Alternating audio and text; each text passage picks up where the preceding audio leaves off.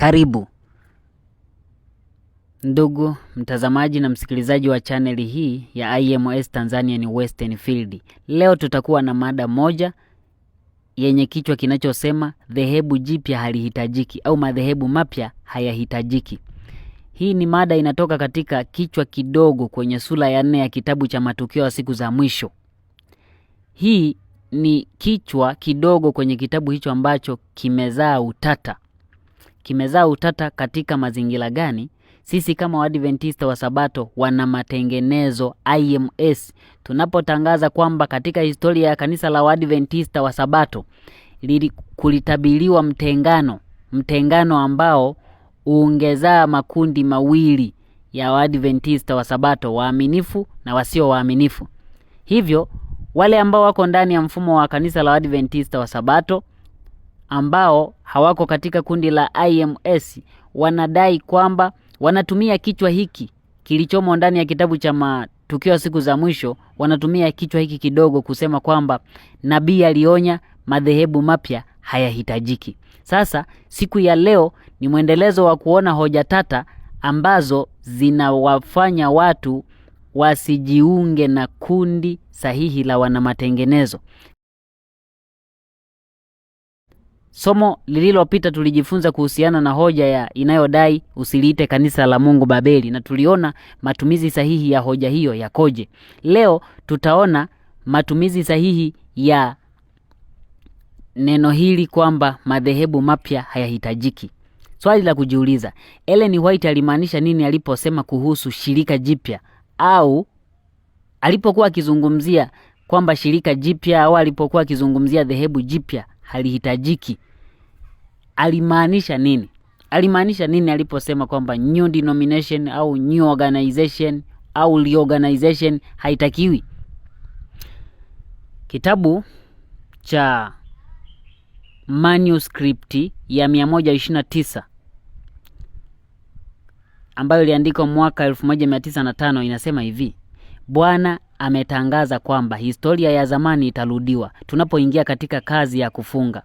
Kila ukweli ambao ametupa kwa ajili ya siku hizi za mwisho unapaswa kutangazwa kwa ulimwengu. Kila nguzo ambayo ameisimamisha inapaswa kuimarishwa. Hatuwezi sasa kuondoka kutoka kwenye msingi ambao Mungu ameuweka. Hatuwezi sasa kuingia katika shirika jipya lolote. Sikiliza ndugu msikilizaji na mtazamaji. Nabii anasema hatuwezi sasa kuingia katika shirika jipya lolote. Yaani shirika jipya ni sawa na kusema dhehebu lolote jipya. Nabii anasema hatuwezi kuingia. Zingatia maneno yanayofuata hapa. Anasema kwa maana kwa kufanya hivyo kungemaanisha kuasi ukweli. Hapa nabii anasema hivi, hatuwezi kuingia katika shirika jipya au dhehebu jipya kwa sababu kwa kufanya hivyo kungemaanisha kuasi ukweli. Kwa hiyo kumbe, kulingana na Ellen G. White mwenyewe, shirika jipya au dhehebu jipya, kuunda shirika jipya au kuunda dhehebu jipya ni kuondokana na kanuni za ukweli. Yaani kitendo cha kuacha ukweli. Yaani maana yake akiwa anazungumzia washiriki wa kanisa la Waadventista wa Sabato kwa wakati huo, ama mfumo wa kanisa la Waadventista wa Sabato wakati huo, akionya kwamba hatupaswi kuingia katika shirika jipya ama dhehebu jipya. Akiwa na maana gani? Kuingia katika shirika jipya ama dhehebu jipya ni kuacha ukweli ama kuasi ukweli. Hebu tusome kitabu hiki cha Selected Messages, kitabu cha kwanza, ukurasa wa 201. Kinasema ukweli. Tuone sasa ukweli ambao kanisa halikupaswa, kanisa kama mfumo ama kanisa kama mmoja halikupaswa kujitenga nao. Maana lingejitenga nao ama lingeuasi, lingemaanisha kuingia katika shirika jipya au kuwa shirika jipya au kuwa dhehebu jipya. Kitabu cha Selected Messages book 1 ukurasa wa 201 anasema, kama watu tunapaswa kusimama imara juu ya jukwaa la ukweli wa milele ambao umestahimili majaribu na mitihani. Narudia, kama watu tunapaswa kusimama imara juu ya jukwaa la ukweli wa milele ambalo limestahimili majaribu na mitihani. Kwa hiyo kanisa ama watu walitakiwa, wakati anaandika sasa, anawaonya kuhusiana na hili jambo. Anawaambia walipaswa kusimama juu ya jukwaa la ukweli wa milele. Maana kushuka kwenye jukwaa hilo, kutoka kwenye jukwaa hilo, kungemaanisha kuingia katika dhehebu jipya, kuwa dhehebu jipya au kuwa shirika jipya.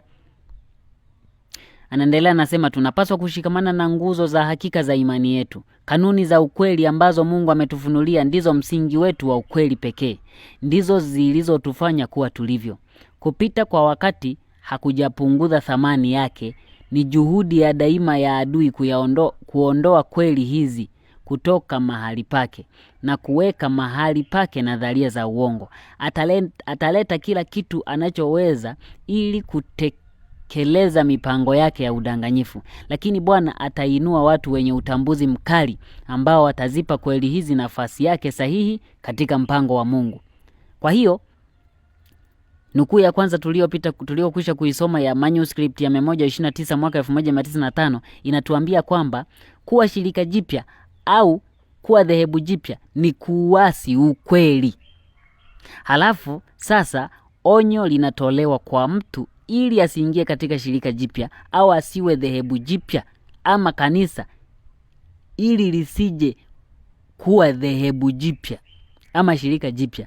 Lilipaswa kusimama katika jukwaa la ukweli wa milele bila kutikisika na bila kushuka juu ya jukwaa hilo.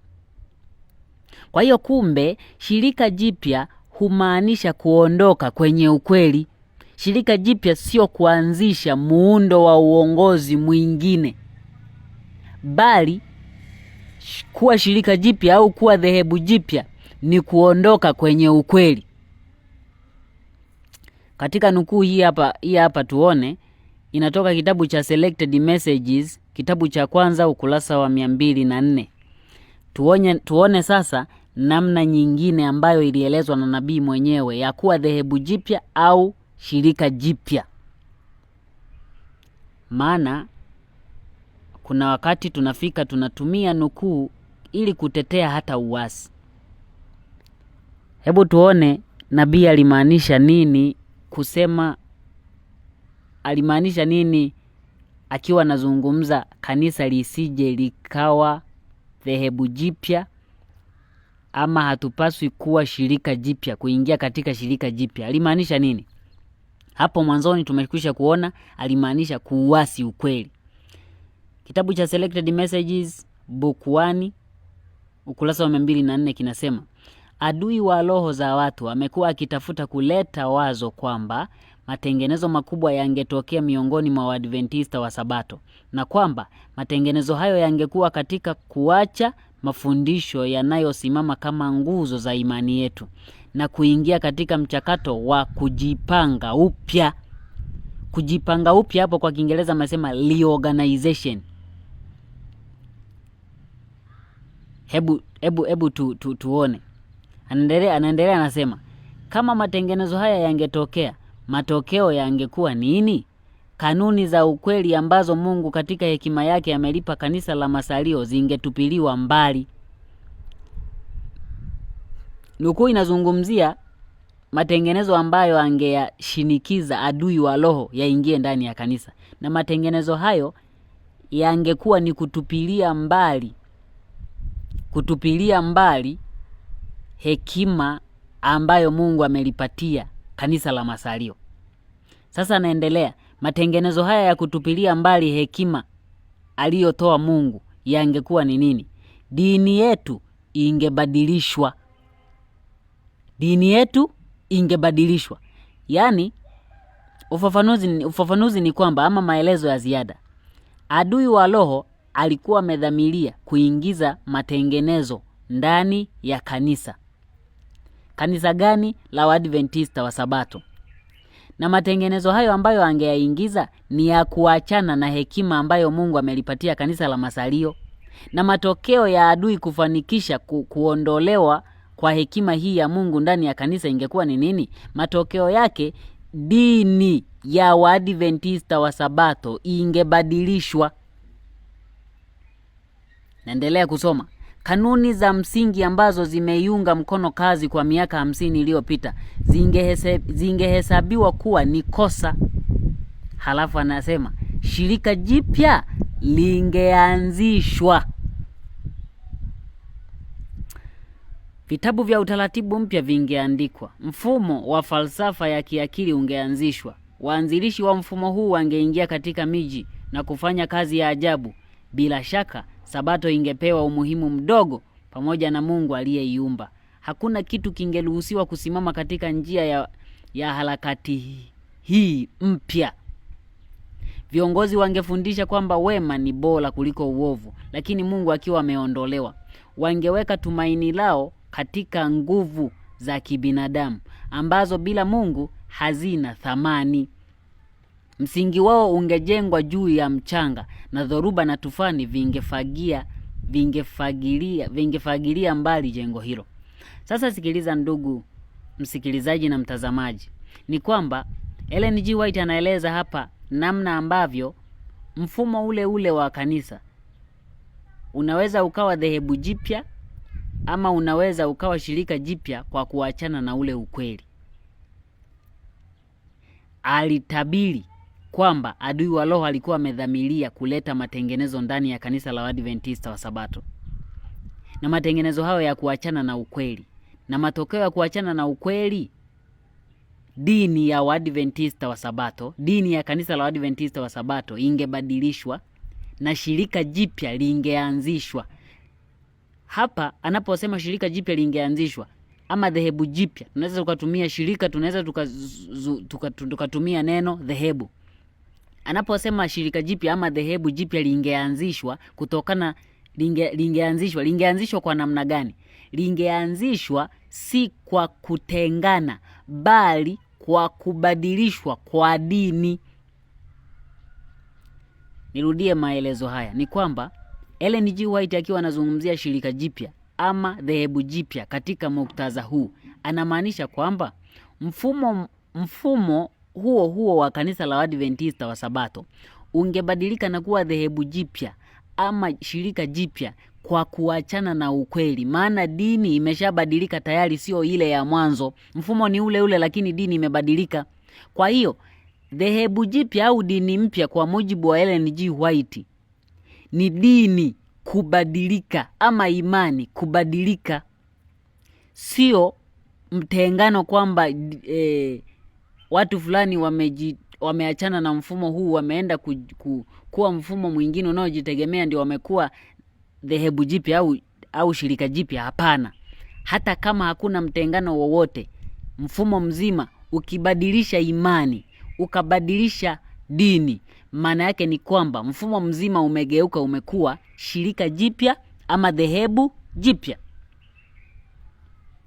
Sasa jinsi ambavyo mambo yalivyotabiriwa hapa kwamba kanisa lingebadilishwa na kuwa shirika jipya, anasema kwamba mwisho wa siku mfumo huu ambao ungebadilisha dini, mwisho wa siku anasema kwamba msingi wake ungekuwa umejengwa juu ya mchanga na dhoruba na tufani vingefagia mbali jengo hilo. Kwa hiyo mfumo wa kanisa la Adventista wa Sabato hapa ulitabiriwa anguko lake. Hapa anaposema mchanga kwamba dhoruba na tufani vingefagia mbali jengo hilo. Jengo lipi? Mfumo wa kanisa la Adventista wa Sabato. Wakati ambapo ungebadilika, ungeachwa. Kufagiliwa mbali manake ni kuachwa na Mungu, usitumike tena. Na hichi kitu kilijirudia kwa kanisa la Adventista wa Sabato kwa sababu ya kubadilisha dini kama ilivyokuwa kwa Wayahudi. Na kufagiliwa mbali kwa jengo hilo ilitokea katika kipindi cha vita ya kwanza ya dunia, wakati ambapo kwa hiari mfumo wa kanisa la Adventista wa Sabato ulibadilisha dini Dini ya Waadventista wa Sabato ni ipi? Ni kushika amri za Mungu na imani ya Yesu. Dini hii ilikanwa waziwazi na kanisa likazikanyaga amri za Mungu kwa hiari kabisa. Misimamo na nguzo za imani ambazo zilikuwepo ndani ya kanisa kwa miaka 50 iliyopita, kwa mfano, msimamo kinyume na upiganaji wa vita, ni msimamo ambao ulithibitishwa ndani ya kanisa la Waadventista wa Sabato kuanzia katika historia kuanzia mwaka 1860 na 4 ambapo kanisa lilihitajiwa kutoa wapiganaji katika vita ya wenyewe kwa wenyewe kule Amerika ama Marekani, lakini kanisa likathibitika kwamba lenyewe lipo kinyume na upiganaji, kwa sababu upiganaji ni uvunjaji wa amri za Mungu. Lakini baada ya miaka 50 kupita, mwaka 1914-15, kanisa la Waadventista wa Sabato kwa hiari likakanusha ule msimamo wa kutetea sheria za Mungu, likakubali kuingia vitani, na kuanzia mwaka huo likaungana na serikali katika kukanyaga chini amri za Mungu. Dini ilibadilishwa ya Waadventista wa Sabato ya kutetea amri 10 za Mungu na imani ya Yesu ilibadilishwa. Na sasa mfumo ule ule ambao mwanzo ulikuwa na dini ya kutetea amri 10 za Mungu na imani ya Yesu ukabadilika, ukawa shirika jipya, ukawa dhehebu jipya ambalo limebadilisha dini, kwa mujibu wa nukuu hii ya Selected Messages book 1 ukurasa wa 204. Kwa hiyo Ellen White alipokuwa akizungumzia kuhusu shirika jipya au kuingia katika dhehebu jipya, hakuwa anazungumzia kuundwa kwa mfumo mpya wa uongozi. Kwa mujibu wa Ellen G. White, uongozi wa kanisa unaweza ukawa ni ule ule, lakini kwa sababu ya kujitenga na kanuni za ukweli wa imani, mfumo ule ule wa uongozi unaweza ukageuka kuwa shirika jipya ama dhehebu jipya mbele za Mungu. Kwa mfano, kati ya mfumo wa kidini wa Kiyahudi na mitume, hii ilikuwa ni mifumo miwili halisi ya kidini duniani. Swali ambalo unaweza kujiuliza ni kwamba ni mfumo upi kati ya mfumo wa kidini ya Wayahudi waliomkataa Yesu na mfumo wa kanisa la mitume ambao walimwamini Yesu? Ni mfumo upi kati ya mifumo hii miwili ambao ulikuwa ni dhehebu jipya mbele za Mungu, ama ulikuwa dhehebu jipya ukilinganisha na hizi nukuu za Selected Messages ukurasa wa 204 book 1, lakini Selected Messages book 2 ukurasa wa 390. Ukiangalia hapo hizo nukuu, utaona kwamba dini ya Kiyahudi ambao ulikuwa ni mfumo kongwe, hiyo ndio iligeuka na kuwa shirika jipya baada ya kumkataa Kristo. Mitume pamoja na kwamba walikuwa ni mfumo mpya kimwili, mfumo mpya wa kidini, ulikuwa mfumo mpya unaoonekana, lakini ndio ulikuwa unaendeleza kweli zile ambazo zilikuwepo tangu zamani.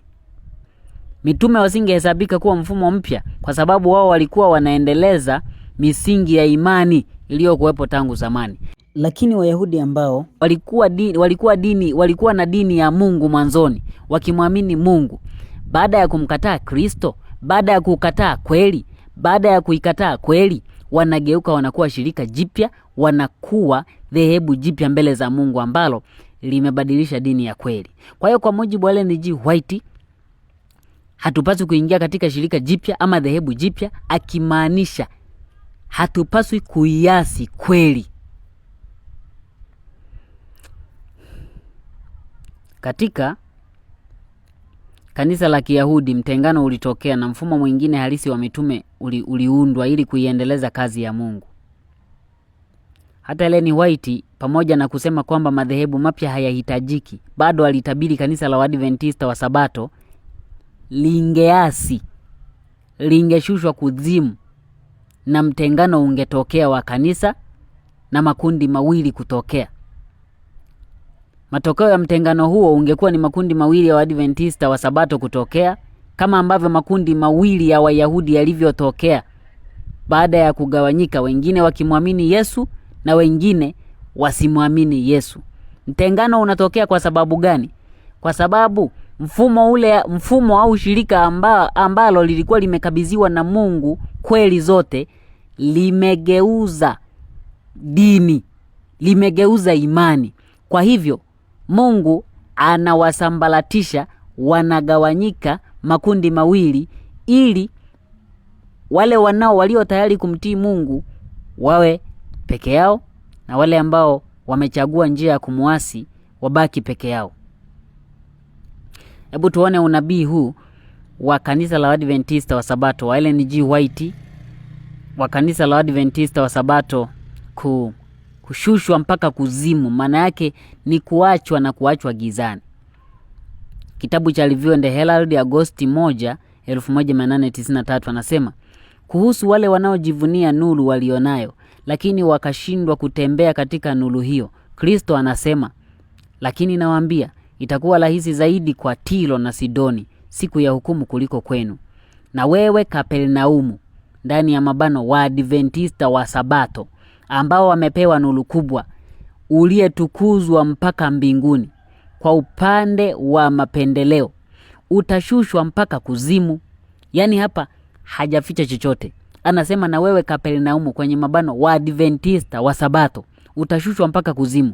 Kwa maana kama kazi zile kuu zilizofanyika ndani yako zingefanyika kama katika Sodoma, mji huo ungalikuwapo hata leo. Lakini nawaambia itakuwa rahisi zaidi kwa nchi ya Sodoma siku ya hukumu kuliko wao. Wakati huo Yesu akajibu akasema, nakushukuru Baba, Bwana wa mbingu na nchi, kwa sababu umewaficha mambo haya wenye hekima na akili na kuwafunulia watoto wachanga. Na sasa kwa sababu mmetenda matendo haya yote, asema Bwana, nami niliwaambia nikiamka asubuhi na mapema na kusema, lakini hamkusikia. Nami niliwaita, lakini hamkuitikia. Kwa hiyo nitaitendea nyumba hii iitwayo kwa jina langu, mnayoitumainia, na mahali hapa nilipowapa ninyi na baba zenu, kama nilivyoutendea Shilo. Nami nitawatupa kutoka mbele za macho yangu, kama nilivyowatupa ndugu zenu, yaani uzao wote wa Efraim. Hapa anasema ataitupilia mbali nyumba ambayo iliitwa kwa jina lake. Kumbuka Yesu mwenyewe aliliita hekalu lile nyumba ya baba yangu. Wakati anaenda kuwasambalatisha wale wafanyabiashara ndani ya hekalu, aliwaambia nyumba ya baba yangu mmeifanya kuwa pango la wanyang'anyi. Lakini baadaye alipoendelea kuwabembeleza ikaonekana kwamba hawamtaki, wamemkataa. Aliwaambia nyumba yenu mmeachiwa ukiwa. Yaani nyumba ambayo alisema ni ya baba yake, sasa hivi anawaambia ni nyumba yenu. Maana yake ni kwamba yeye ameshaiondoka, ataiacha. Ndivyo ambavyo kanisa la Adventista wa Sabato, ambalo kwa mianzo yake mwaka 1844 lilikuwa likitembea na Mungu na lilikuwa limechaguliwa na Mungu. Ukisoma kitabu cha Testimonies for the Church volume ya 7 ukurasa 138, limechaguliwa kama mfumo kuibeba kazi ya Mungu. Kanisa lilitembea kama nyumba ya Mungu ama mji wa Mungu. Na sasa hapa linaambiwa nyumba hiyo ambayo iliitwa kwa jina lake, ambayo watu walikuwa wanaitumainia, anasema angeutendea kama alivyoutendea Shilo. Shilo aliutendea nini? Swali la kujiuliza mimi na wewe, tukatafute. Lakini pia anasema kama nilivyowatupa ndugu zenu wote, uzao wote wa Efraim, ndivyo ambavyo anasema nitawatupilia mbali. Huu ulikuwa unabii wa kutupiliwa mbali, kuachwa kwa kanisa la Adventista wa Sabato kwa sababu ya maasi yake. Na unabii huu ulitolewa na Ellen G. White mwenyewe miezi 5 tu baada ya kumuonya Stanton akiliita kanisa la SDA Babeli. Yaani wakati Ellen G. White anamuonya Stanton ilikuwa mwezi wa 3 mwaka 1893. Mwezi ya Agosti 1893 anatoa haya maneno ya utabiri wa kanisa la Adventista wa Sabato kwamba litashushwa kuzimu. Kwa sababu gani? Ya kwamba limepewa nuru kuu lakini halifanyii kazi. Kwa nini lingeshushwa kuzimu? Ni kwa sababu limeachana na ukweli. Kwa hiyo kitendo cha kanisa la wanamatengenezo IMS kuwa mfumo unaojitegemea mbali na mfumo wa kanisa ulioanza mwaka 1863 sio uasi. Uasi ni kuachana na ukweli. Uasi ni kuachana na ukweli. Wanamatengenezo IMS ni mwendelezo wa kanisa lile lile la tangu mwaka 1844. Kweli zile zile za kiimani. Na utakumbuka kwamba katika vizazi vyote wanamatengenezo walikuwa wakijitenga na makanisa yao ya zamani kwa sababu yamekuwa madhehebu mapya, yamekuwa shirika jipya, yamejitenga na imani, yameachana na ukweli uliokuwepo mwanzo.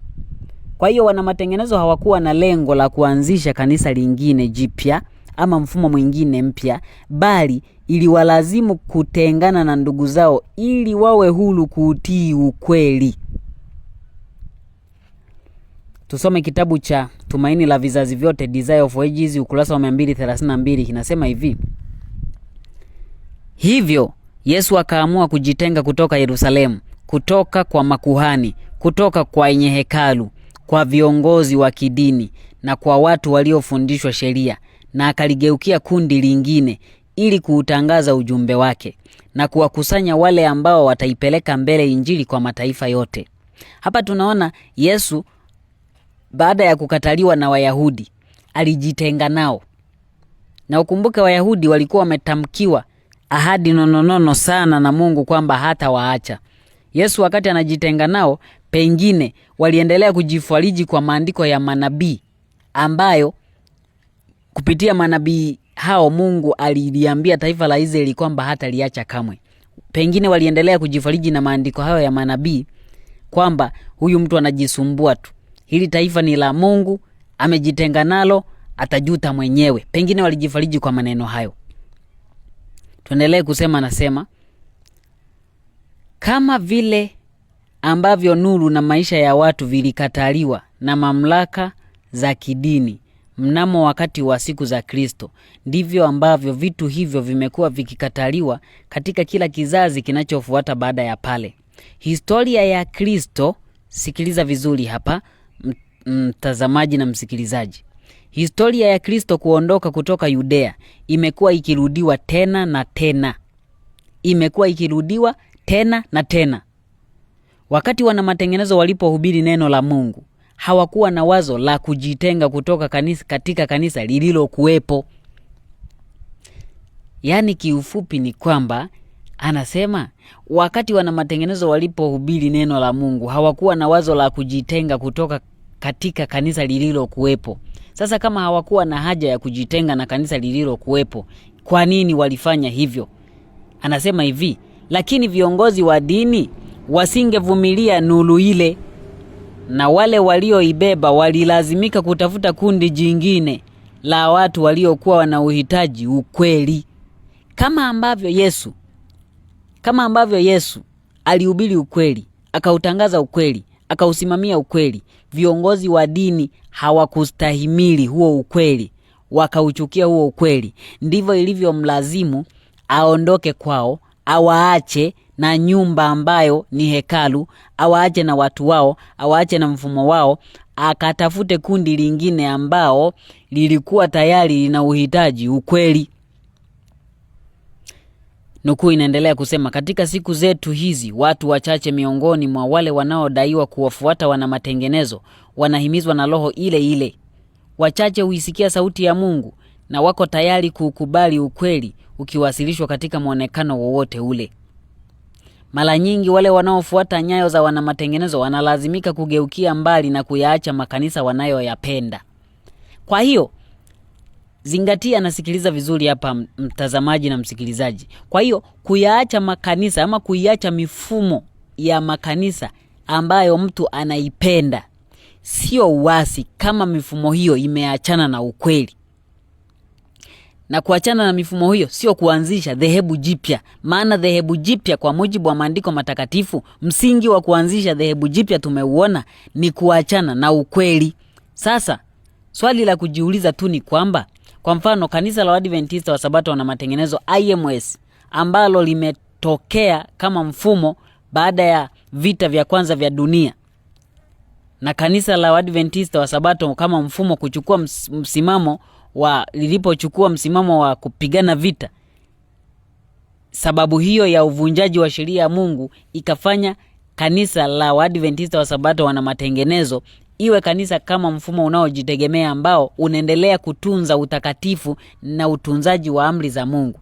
Sasa swali la kujiuliza ni kwamba kati ya kanisa ambalo linatetea, kanisa ambalo linaonekana kama mfumo mpya linalotetea ukweli ambao ni wa zama zote, na mfumo ule ambao ni wa muda mrefu lakini umeasi kweli za zama zote, kati ya makundi hayo mawili ama mifumo hiyo miwili, upi mfumo ambao ni dhehebu jipya kwa mujibu wa kweli ya neno la Mungu? Kwa mujibu wa kweli ya neno la Mungu, mfumo ule ambao ni mkongwe lakini umeachana na imani ya kweli, huo ni dhehebu jipya au shirika jipya, maana umebadilisha dini. Na mfumo ule ambao unaonekana kama mpya mbele za watu, huo ndio, lakini unafanyaje? Unashika imani ama kanuni za kweli za zama zote, huo ndio utakuwa huwa hauwezi kutajwa kama dhehebu jipya ama shirika jipya. Kwa hiyo hapa tunaambiwa kwamba wale watu wana matengenezo, anasema walilazimika kugeukia mbali na kuacha makanisa wanayoyapenda ili kuweza kutangaza mafundisho ya kweli ya neno la Mungu. Na mara nyingi wale wanaoitafuta nuru nao wanalazimika kuliacha kanisa la mababa zao kwa sababu ile ile ili waweze kutii. Mungu atusaidie sana tuelewe katika hoja hii ya dhehebu jipya. Kwa hiyo wakati ambapo uongozi wa kanisa ama mfumo wa kanisa ulichukua msimamo wa ukweli uliohafifishwa, umoja kati ya waumini usingewezekana. Wana matengenezo walilazimika kujitenga na ndugu zao ama kujitenga na mfumo wa kanisa uliokuwepo kwa sababu umeiasi kweli ama umehafifisha ukweli na hautaki kubadilika, unataka kuendelea katika hali hiyo ya kuhafifisha ukweli. Kitabu cha Pambano Kuu kurasa 45 aya ya 3 kinasema, kama umoja ungeweza kudumishwa kwa kuhatarisha ukweli na haki, hebu kuwe na utengano na hata vita. Kwa hiyo katika kuhafifisha ukweli ama kupotosha ukweli katika kanisa la Mungu hakuwezi kuwa na umoja, kwa sababu watu wataendelea kuitetea na kuisimamia kweli, na wengine ambao wamechagua njia ya uasi na wataendelea kusimamia uasi, na kwa hivyo hakutakuwa na amani ndani ya kundi hilo ama ndani ya mfumo huo mmoja. Na hivyo mtengano unakuwa ni walazima ili kila kundi ambalo limechagua kuitetea kweli likawe huru katika kuitetea kweli, lakini hao pia ambao wamechagua katika njia ya uasi wawe huru katika njia hiyo. Kwa hiyo ndugu msikilizaji na mtazamaji wa somo hili, kwa mujibu wa roho ya unabii na maandiko matakatifu, tumeona kwamba kuwa dhehebu jipya, msingi wa kuwa dhehebu jipya au shirika jipya tofauti na lile lililoanzishwa na Mungu ni kuiasi imani, ni kuachana na ukweli. Kwa hivyo kanisa la Waadventista wa Sabato IMS, tunapofundisha historia halisi ya kanisa la Waadventista wa Sabato na unabii wa kutokea kwa kanisa la wana matengenezo, hauhusiani na kuanzishwa kwa dhehebu jipya ama shirika jipya kama ambavyo inasemwa ama inadhaniwa na wengi ambao wanasita. Wengine wanaona kwamba hali katika kanisa lao imekuwa ni mbaya, lakini wanachanganywa na nukuu kama hizi au maneno kama haya ya kwamba mfumo ni huu, ukitoka humo maana yake umeenda kwenye dhehebu lingine ambalo Mungu hajalianzisha. Sio kweli. Ukweli ni kwamba dhehebu ama shirika lililolianzisha Mungu linapimwa kwa ile imani ya vizazi vyote ama ya matengenezo sahihi na ambayo yanaundwa na ukweli wa sasa. Mungu akubariki sana. Karibu katika kanisa la Waadventista wa Sabato na matengenezo IMS. ujue historia halisi ya kanisa la Waadventista wa Sabato na mapito yote, na uone sasa Mungu anatumia mfumo gani katika kuiendeleza kweli ile ambayo aliwadhamini watu wake hapa duniani. Lakini pia ujifunze kuhusiana na matengenezo ya kweli, maana katika dunia hii kumekuwepo na wana matengenezo wengi ambao nao kazi yao ni wengi ambao hawajui historia ya kanisa wanaingia katika kuharibu kazi ya matengenezo, kuharibu sura ya matengenezo, ambayo wengine inawasababishia kwamba kudhalau kazi ya matengenezo ni inaonekana kama kazi ambayo haifai ama ni ya kizushi. Mungu atusaidie sana tuelewe mambo haya na tusaidie. Na pointi tu ya mwisho nizungumze kwamba tunapojifunza kuhusiana na matengenezo na kutoka katika mifumo ambayo imeasi, ni kwa sababu moja kubwa ama mbili. Sababu ya kwanza ni kuepuka mafundisho ambayo yamehafifishwa ama kweli zilizohafifishwa ama zilizopotoshwa. Kweli zilizo adui wa matengenezo ama adui wa kanisa la Mungu ni ukweli kupotoshwa ama kuhafifishwa. Maana Mungu amezitoa kweli kwetu wanadamu ili zitutakase. Maandiko katika Yohana 17:17 yanasema, uwatakase kwa ile kweli, neno lako ndio kweli. Kwa hivyo kweli alizozitoa kwa kanisa lake, Mungu anatarajia kwamba hizo kweli ziwatakase watu wanaokuwa katika mfumo ule, wanaokuwa katika kanisa lile. Kweli zile zinapohafifishwa haziwezi manake kuwatakasa, na hawawezi kutakaswa wale watu. Kama mfumo umeharibu mafundisho, umeiharibu kweli, umeihafifisha kweli, maana yake huo mfumo umemwacha Mungu, na si salama kukaa hapo, kwa sababu utakaso utakuwa hauwezi kukamilika. Lakini pia jambo la pili, sababu nyingine ya kujitenga na mifumo iliyoasi na kujiunga na mfumo ambao unaitetea kweli ambao Mungu anautumia, ni kuondoka Babeli. Kitabu cha Ufunuo 18 mstari wa 4 kinatuambia, tokeni kwake enyi watu wangu, msije mkashiriki mapigo. Kukaa katika mfumo ambao umepotosha kweli kwa aina yoyote ni kushiriki dhambi.